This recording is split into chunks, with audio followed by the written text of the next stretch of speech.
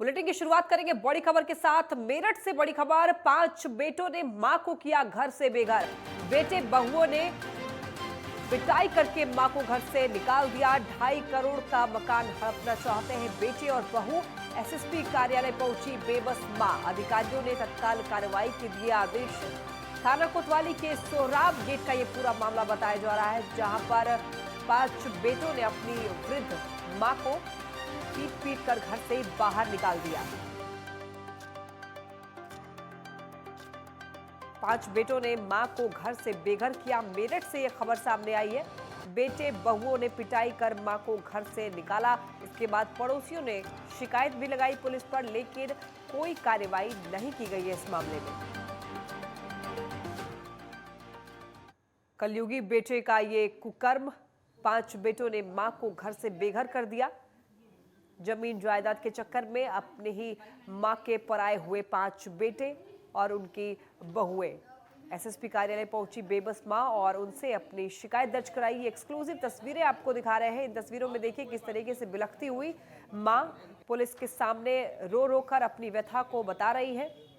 उनके बेटे ने पीट कर उनके ही घर से बाहर निकाल दिया। लगभग करोड़ों में मकान है और मकान को हड़पना चाहते हैं इनके बेटे और बहू। इस चक्कर में अपनी मां को ही घर से बेदखल कर दिया, बेघर कर दिया।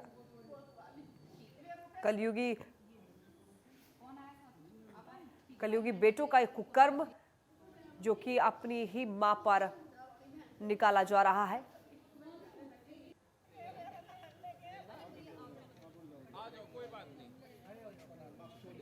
मेरे बच्चों ने तो बहुत दिन से 4 साल से तो ज़्यादा ही की तार रखी। सबसे पहले तो बड़े बेटे ने तेल डाल के बहू पे वो किराए पे चला गया था। मैं उसकी खुशामद करके ले आई थी, भैया मेरे खुद किराए को मकान चल रहा है, मुझे शर्म आ रहा है, तू घर को चल। मैं उसे ले आई। उनने क्या काम करा कि या तो बुढ़िया जो कुछ तेरे पास है वो मुझे दे दे, और नहीं तो तेल डाल के बहू पे। पहले तो केस करा उसने, फिर करा दूसरे ने, उसकी बहू तेल डाल के गई। बहुत परेशान हूँ। साथ क्या करा? मेरे ही साथ तो करा। अच्छा। और फिर तिबारा से अभियो समद की लड़की है, नमक वाले की। आपके कितने बेटे सबनम। अम्मा आपके कितने बेटे हैं? बेटे सुन ले, सबनम। सबनम ने मुझे इतनी मारी, मुझे पटक पटक के मारी। 2.5 करोड़ का मकान हड़पना चाहते थे इनके बेटे और मकान के चक्कर में, जमीन जायदाद के चक्कर में 5 बेटों ने अपने ही मां को घर से निकाल दिया। और इसके साथ ही ज्यादा जानकारी के लिए हमारे साथ जुड़ गए हैं प्रदीप। अब आप बताएं इस खबर पर क्या है पूरी जानकारी। देखिए, इसमें ऐसा है कि ये माँ दुखियारी माँ आज एसएसपी ऑफिस पहुंची थी, जिनने बताया कि उसके जो 5 बेटे हैं उसको संपत्ति के लिए उसको तंग कर रहे हैं। प्रदीप, तो शिकायत देने के बाद इस पर क्या कार्रवाई की गई है? क्योंकि खबर यह है कि पहले पड़ोसियों ने शिकायत लगाई, लेकिन इस पर कोई कार्रवाई नहीं किया गया। देखिए, जिस तरीके से अपने बच्चे से परेशान होकर माँ, एक दुखियारी माँ एसएसपी ऑफिस पहुंची थी, वहीं उसकी आस है पुलिस की तरफ लगी हुई है। पुलिस ने बेटों से क्या पूछताछ की? क्या मामला है? क्या बेटों की तरफ से कहा गया है? क्या सामने आया है प्रदीप? पुलिस ने बेटों को संज्ञान, इस मामले का पूरा संज्ञान लेते हुए बेटों को थाने बुलाया गया है और जो भी उचित कार्रवाई होगी उसके आश्वासन देते हुए मां को थाने भेजा गया, संबंधित थाने। प्रदीप, बहुत शुक्रिया आपका खबर पर जुड़ने के लिए, विशेष जानकारी देने के लिए। तो देखिए, जमीन जायदाद का मामला और बेटों का कुकर्म, कलयुगी बेटों का कुकर्म एक मां को भुगतना पड़ रहा है। पाल पोष कर बड़ा किया अपने बेटों को और आखिरकार अब देखिए इनके जो बच्चे हैं वो इनके साथ क्या कर रहे हैं। इसी बीच रुक करेंगे एक और बड़ी खबर की ओर। बिजनौर से बड़ी खबर, पुलिस और बदमाशों के बीच मुठभेड़ हुई है। बड़ी खबर आपको बता रहे बिजनौर से, जहां पर पुलिस और बदमाशों के बीच मुठभेड़ सामने, ये मामला जो है सामने आया है। पुलिस टीम पर बदमाशों ने फायरिंग की। जवाबी कार्रवाई में 2 बदमाशों को गोली लगी है। पुलिस ने 2 बदमाशों को गिरफ्तार किया है। एसपी और भारी पुलिस बल मौके पर मौजूद रहा। आपको बता दें कि लूट के आरोपी बताए जा रहे हैं बदमाश, जिनके ऊपर पहले से भी लूट के मामले दर्ज है। चांदपुर थाना क्षेत्र की जलीलपुर की पूरी घटना बताई जा रही है, जहां पर बदमाशों और पुलिस के बीच में मुठभेड़ हुई है। और इसी मुठभेड़ के चक्कर में पुलिस टीम ने बदमाशों पर फायरिंग की, जिसमें कि 2 बदमाशों को गोली भी लगी है। जवाबी कार्रवाई में 2 बदमाशों को गोली लगी है। पुलिस ने 2 बदमाशों को गिरफ्तार किया है। बड़ी खबर आपको बता रहे हैं। और ये जो पूरा मामला है चांदपुर थाना क्षेत्र के जलीलपुर की घटना बताई जा रही है। मौके पर एसपी और पुलिस बल भी वहां पर मौजूद रहा। हालांकि ये जो आरोपी है वो लूट के आरोपी बताए जा रहे हैं। उसी क्षेत्र में लूट की घटना को भी अंजाम दिया गया था और ये जो आरोपी हैं वो पहले से उन पर काफी मुकदमे दर्ज हैं। पुलिस टीम ने बदमाशों पर फायरिंग की जिसमें कि 2 बदमाशों को गोली लगी। बदमाशों के हौसले जो बुलंद हैं और देख सकते हैं यहाँ पर आरोपी के पैर में गोली लगी है। 2 बदमाशों के पैर में गोली लगी है। बदमाशों ने पुलिस पर फायरिंग की और इसके बाद जवाबी कार्रवाई में जब पुलिस ने बदमाशों पर फायरिंग की तो 2 बदमाशों को गोली लगी है, जिसके बाद दोनों को गिरफ्तार किया गया है।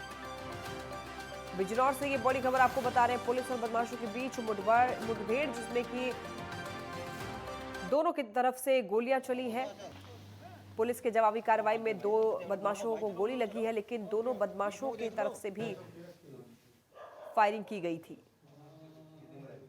चांदपुर पुलिस एवं स्वाट टीम द्वारा थाना चांदपुर क्षेत्र में जन सेवा केंद्र संचालक सुशील कुमार के साथ हुई लूट की घटना के परिप्रेक्ष्य में जलीलपुर चौराहे पर संदिग्ध व्यक्तियों और वाहनों की चेकिंग की जा रही थी। रात्रि लगभग 2 बजे के आसपास पांडुनगर की तरफ से एक वैगनार कार तेजी से आई और पुलिस का घेरा तोड़ते हुए आगे निकल गई। पुलिस द्वारा संदिग्ध मानते हुए इसका पीछा किया गया। कार आगे जा करके सिमली चौराहे पर एक सीमेंट के बोर्ड से टकरा गई। रुक करेंगे बड़ी खबर की ओर। मेरठ से बड़ी खबर, टाउन हॉल में हुई नगर निगम की बोर्ड बैठक। कई प्रस्तावों पर इस बैठक में चर्चा की गई। सुरक्षा व्यवस्था के भी पुख्ता इंतजाम किए गए थे। इस बैठक से पहले आपको बताएं कि पहले 2 बार स्थगित हो चुकी है बोर्ड बैठक और इसलिए इसके बाद में 2 बार स्थगित होने के बाद ये बोर्ड बैठक इस बार की गई, जिसमें कि आपको बताएं कि नगर निगम कर्मचारियों के वेतन की भी मांग उठाई गई।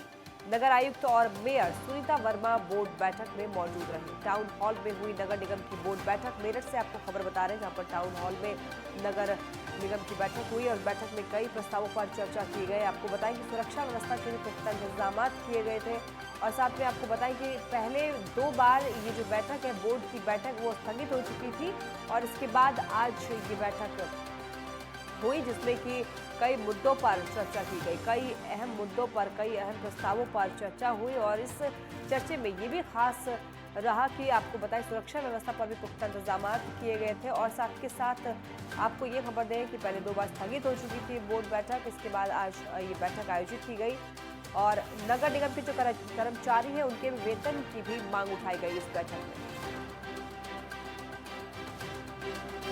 इस बीच रुकेंगे एक छोटे से ब्रेक के लिए, जल्द लौटेंगे।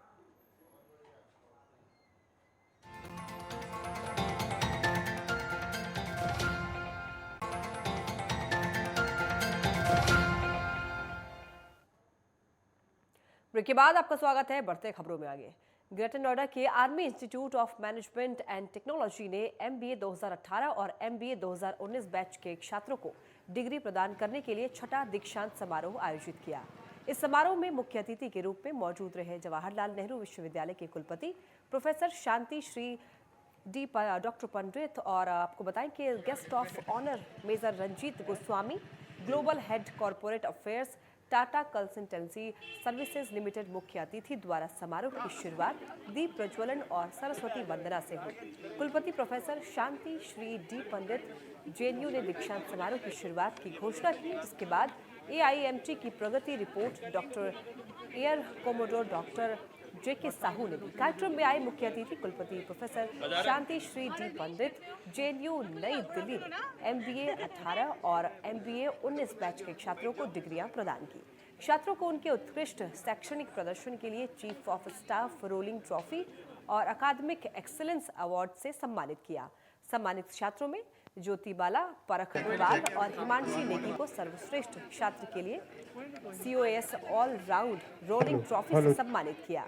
अतिथियों के संबोधन के बाद शपथ ग्रहण समारोह का आयोजन किया गया, जिसमें विद्यार्थियों ने समाज के प्रति निष्ठावान रहने का संकल्प लिया और अंत में प्रोफेसर शांति श्री डी पंडित ने दीक्षांत समारोह के समापन की घोषणा की।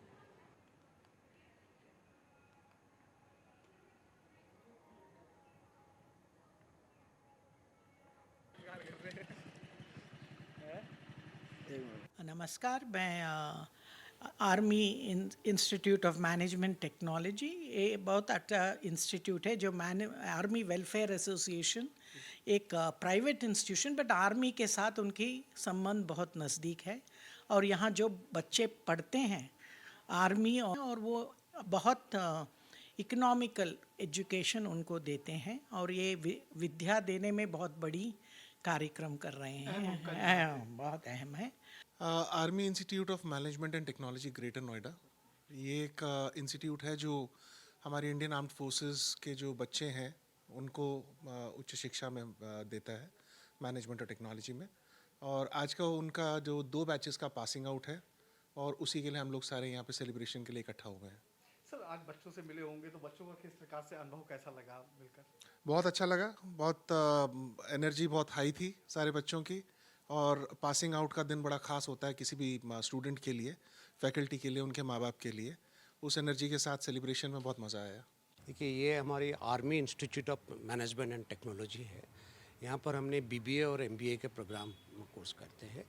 ये हमारी जो बैचेस है कोरोना के लिए, इनके पिछला 2 साल से उनके कन्वोकेशन हुआ नहीं था, तो ये जो हमारे ओकेजन था ये उसमें हमारी कन्वोकेशन थे।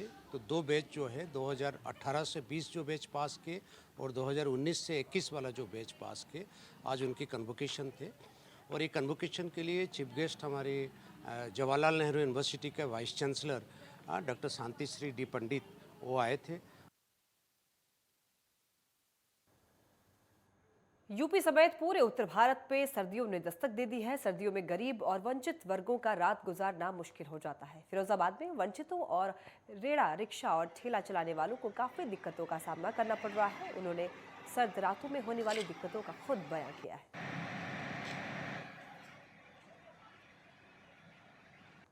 फिरोजाबाद में आज नेटवर्क 10 की टीम रियलिटी चेक करने निकली है कि मौसम के बदलते मिजाज को लेकर क्या है लोगों का हाल।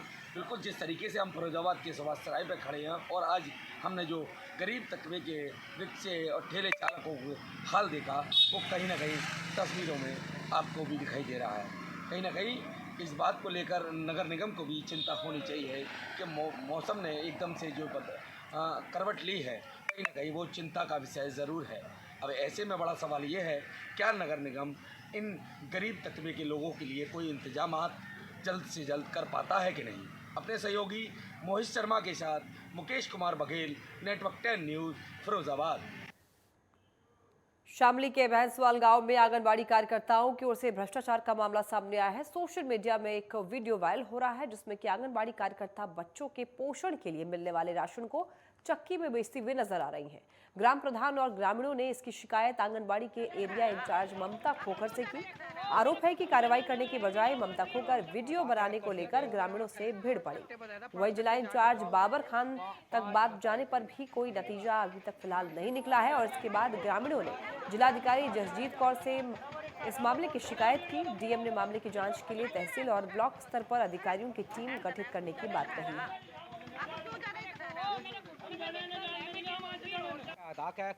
क्या पूरा मामला? ऐसा आज संज्ञान में दिया गया है कि भैंसवाल गांव में कुछ सूचना मिलने पर वहां गांव वालों ने पोष्टाहार जो आंगनवाड़ी सेंटर पे जाता है वो कहीं चक्की पे बरामद किया है। और उसी संबंध में काफ़ी शोर मचा और आंगनवाड़ी भी वहां पहुंची, और ये ICDS डिपार्टमेंट से CDPO भी वहां गई थी जांच करने के लिए।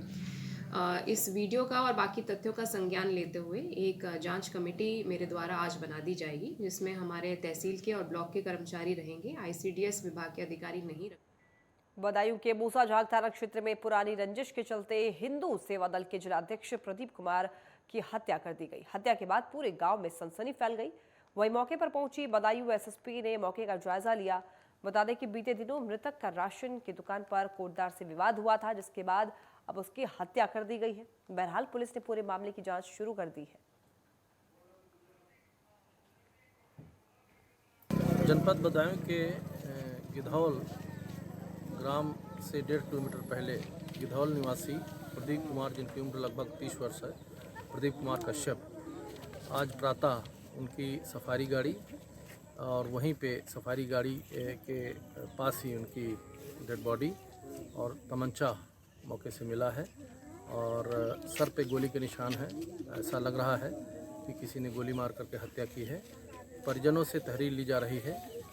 गांव के ही स्थानीय कोटे का विवाद परिजन बता रहे हैं किसी धीरेन्द्र से। तो इस संदर्भ में परिजनों से तहरीर लेकर के अग्रिम कानूनी कार्रवाई की जा रही है।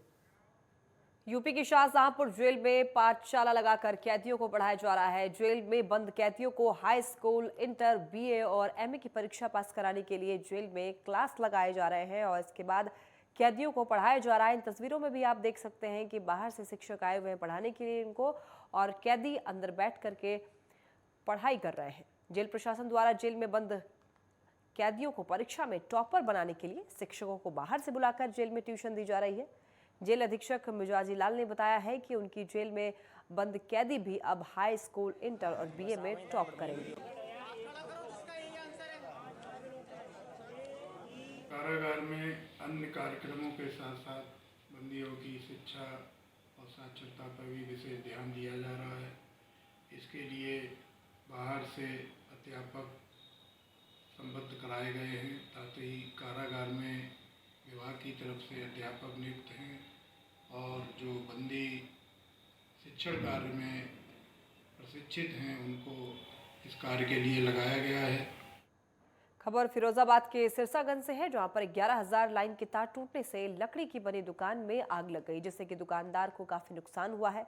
दुकान में रखा टायर का सारा सामान जलकर राख हो गया। वहीं सूचना मिलने पर पुलिस और फायर ब्रिगेड की टीम मौके पर पहुंची। वहीं पीड़ित ने बताया कि करीब 2 लाख रुपए का नुकसान हुआ है।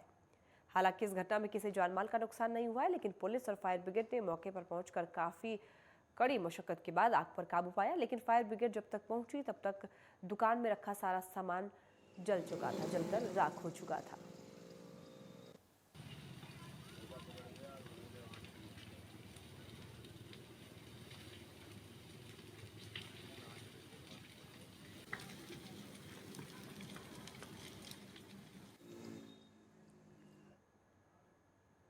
और इस बीच रुक करेंगे एक बड़ी खबर की ओर। लखनऊ से बड़ी खबर आ रही है सामने। बाइक सवारों को अलीगढ़ से ये बड़ी खबर है, जहां पर एक युवक की दर्दनाक मौत हो गई है। परिजनों ने हत्या का आरोप लगाया है। बड़ी खबर आपको बता रहे हैं, अलीगढ़ से 2 व्यक्तियों के नाम पर पहले से ही तहरीर दर्ज थी। सामुदायिक स्वास्थ्य केंद्र पर परिजनों का हंगामा देखने को मिला। थाना दादो क्षेत्र का रहने वाला था मृतक। आपको बताएं कि एक बाइक सवारों को अज्ञात वाहन ने रौंद दिया। अलीगढ़ में एक युवक की उसमें दर्दनाक मौत हो गई है। कुछ जो बाकी के लोग हैं वो घायल हो गए हैं। परिजनों ने हत्या का आरोप लगाया है, क्योंकि जो बाइक सवार थे उनमें से 2 लोगों पर पहले से ही शिकायत दर्ज थी। आपको बताएं कि सामुदायिक स्वास्थ्य केंद्र पर परिजनों ने हंगामा किया है। घायलों के जो परिजन थे और जो मृतक के परिजन थे उन्होंने खूब हंगामा काटा है।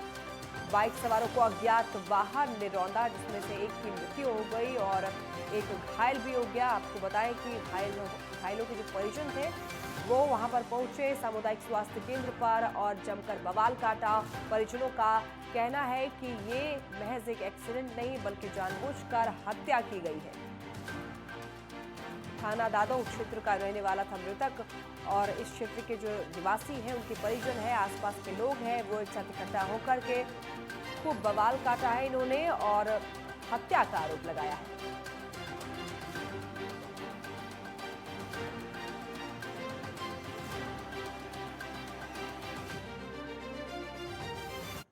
जिला फिरोजाबाद के सिरसागंज तहसील में संपूर्ण समाधान दिवस का आयोजन किया गया। डीएम रवि रंजन ने जनता की समस्याओं को सुना और जिम्मेदार अधिकारियों को समाधान करने के निर्देश दिए। लोगों की ओर से अलग अलग 62 समस्याएं डीएम के सामने रखी गई, जिनमें से 5 ऐसे प्रॉब्लम्स जिनका मौके पर ही निस्तारण हुआ, जबकि अन्य के समाधान के लिए अधिकारियों को निर्देशित किया गया। बता दें कि इस मौके पर सीडीओ नेहा जैन, सीएमओ दिनेश कुमार प्रेमी और एसडीएम विवेक कुमार मिश्रा, सीओ कमलेश कुमार सहित सभी विभाग के अधिकारी वहां पर मौजूद थे।